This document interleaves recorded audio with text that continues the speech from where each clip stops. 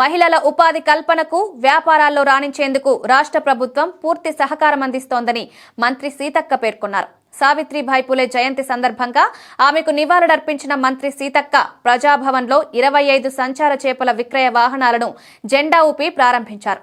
ఈ కార్యక్రమంలో వర్ధిల్లాలి మహిళా శక్తి అంటూ నినాదాలు చేశారు.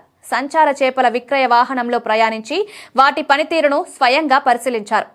మహిళా సాధికారత కోసం రాష్ట్రంలో కాంగ్రెస్ ప్రభుత్వం అనేక కార్యక్రమాలు అమలు చేస్తోందని వెల్లడించారు.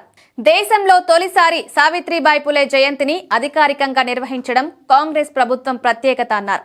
సావిత్రిబాయి పులే ఇంటికే పరిమితం కాదని, చదువు గొప్పతనాన్ని ప్రపంచానికి చాటిన మహనీయురాలుగా ప్రశంసించారు. ఆడవారికి చదువు అవసరం లేదని భావించే మూఢనమ్మకాలను సావిత్రిబాయి పులే ధ్వంసం చేశారని గుర్తు చేశారు. మహిళలు చేపల విక్రయ వ్యాపారం ద్వారా ఆర్థికంగా స్వయం సమృద్ధి సంపాదించాలన్నది ఈ కార్యక్రమం ప్రధాన ఉద్దేశమన్నారు.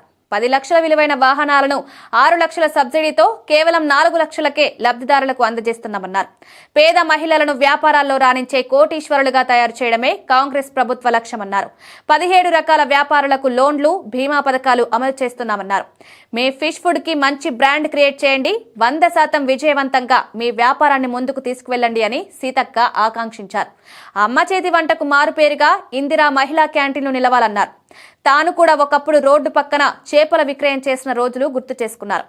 నాణ్యమైన, రుచికరమైన, ఆరోగ్యకరమైన చేపల వంటకాలు తయారు చేసి లాభసాటి వ్యాపారాన్ని అభివృద్ధి చేసుకోవాలని సూచించారు.